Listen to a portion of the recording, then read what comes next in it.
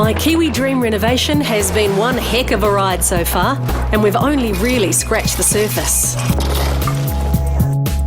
I love the completed master bedroom, but we only got there through blood, sweat and tears.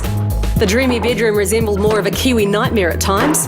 There have been rotting floorboards, nervous neighbours causing council intervention, suspect foundations. I'll get hold of Evie and give her the news. And a dodgy pipes discovery that set my budget back enormously. And I'm still to hear how much financial damage was caused by the third bedroom dig and massive concreting job. Thank goodness Refresh Renovations is holding my hand through all of this. Still, renovating is not for the faint-hearted. This is the room we're concentrating on right now, the downstairs, soon-to-be third bedroom. And after all the difficult work so far down here, there's now a sense of great anticipation as we race towards completion. There is going to be quite a lot of electronics installed into the space, so the expert wiring job being done by the Blue Cross guys is comprehensive. The doorway is being widened to a more regulation size, and because the room is quite small, we don't want to waste space with a traditional door opening into the room. A cavity slider from CS for Doors will be much more space friendly.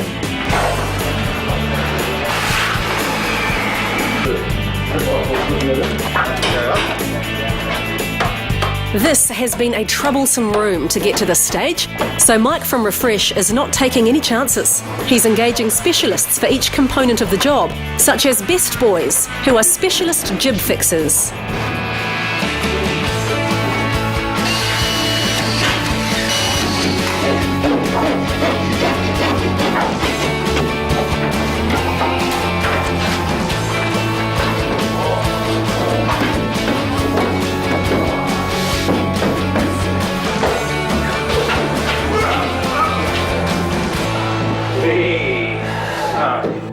Time for an update on the third bedroom. Now, if you can cast your mind back, before we dug down and we didn't get our ceiling height that we've got now, we did have a squitty door right here. Now, we've got rid of that. We've opened it up and we've got some beautiful bifold windows there, bringing in quite a lot of focused light. I'm really loving the atmosphere in here already. Now, this is also going to be a media room. So what I'm going to have is a retractable screen that hides away in the ceiling down there. And then on this side, we've made provision for a projector to come down so that we can watch our movies or perhaps our most recent works that we enjoy on television. I'm liking the way this is coming together.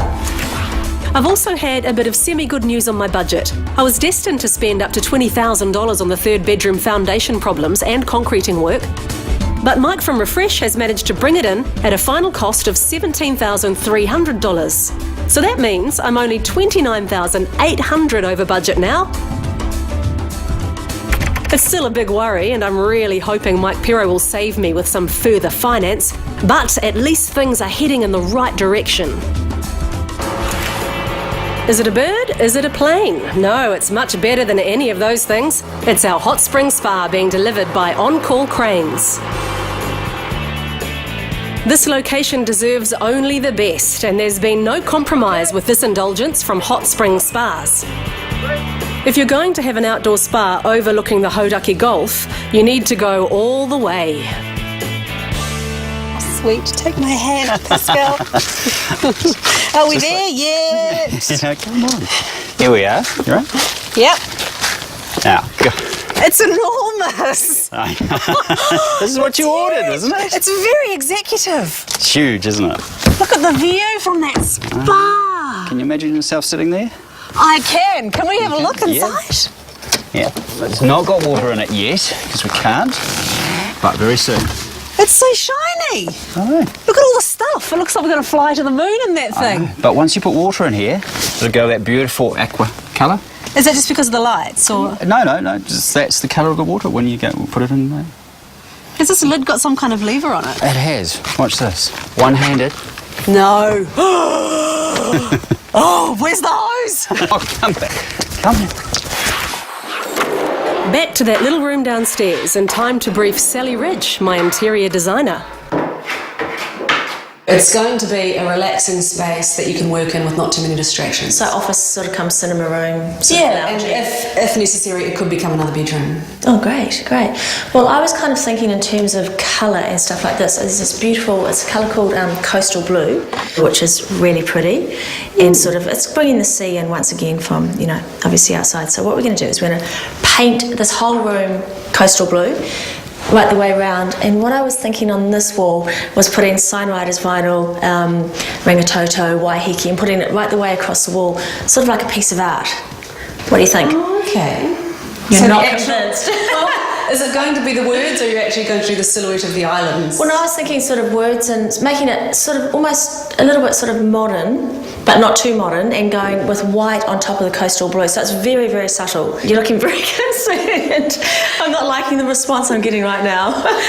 When you started speaking, I had visions of islands across my wall, much like Rotorua Airport circa 1980s, with Makoia Island and Nemoa down the bottom into Tanakai. And I can promise you it's not going to look like Rotorua Airport.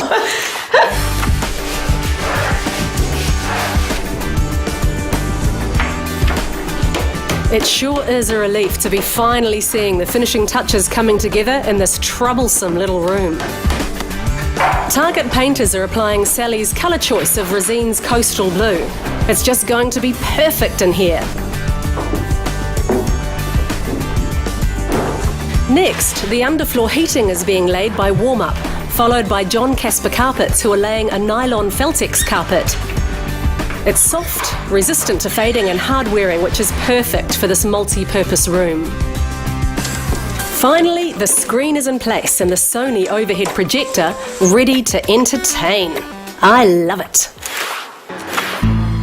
The third bedroom come study come media room is going to be a busy, hard-working little room.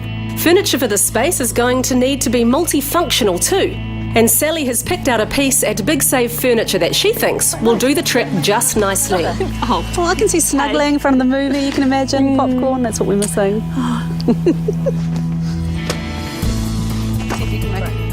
For an interior designer, it's all about answering the brief on design, functionality and budget. Yeah, what do you think? Yeah, good. Okay, put it back. I'll see you. I've had a worrying call from Mike from Refresh. My troublesome little room is playing up again. This time, it's water damage. holy Moses. Yeah, that's what got you in here. We found some water, and we're all going to do is try and find out where it's coming from. The only way to do that is to rip everything out, expose it, and see where it's coming from. Oh my goodness me. We found some moisture on the carpet, so we thought, well, the only thing to do is get everything out, stop anything that's been in here getting damaged anymore from water. And it's a process of elimination. We've actually got to pull out and find where the water's coming in from, and that's the mystery. Where's my projector and screen and fittings gone? We've pulled them out to stop them getting any more damaged. We'll have to get them checked out to make sure that they haven't been damaged to a point where they can't be used. But there was water in the ceiling? There was water on the ceiling as well. Is any of this under insurance? Oh, definitely. It's all covered, through contract works insurance, which we made sure that we had at the start of the job. We'd never do a job without it. So, and this is why. It's a perfect example. All of the tradesmen that we use have had been qualified, given us producer statements. Unfortunately, we still have water in here, and I'm really miffed. I don't understand where it's coming from. So we're just going to have to keep soldering on and find it and reinstate things as quickly as possible. Still to come, Pascal and I christen the spa. It's a very, very good start, Pascal. I'm very impressed. We find the source of the water damage problem, put the third bedroom back together, and Sally gets creative. What do you think you're doing?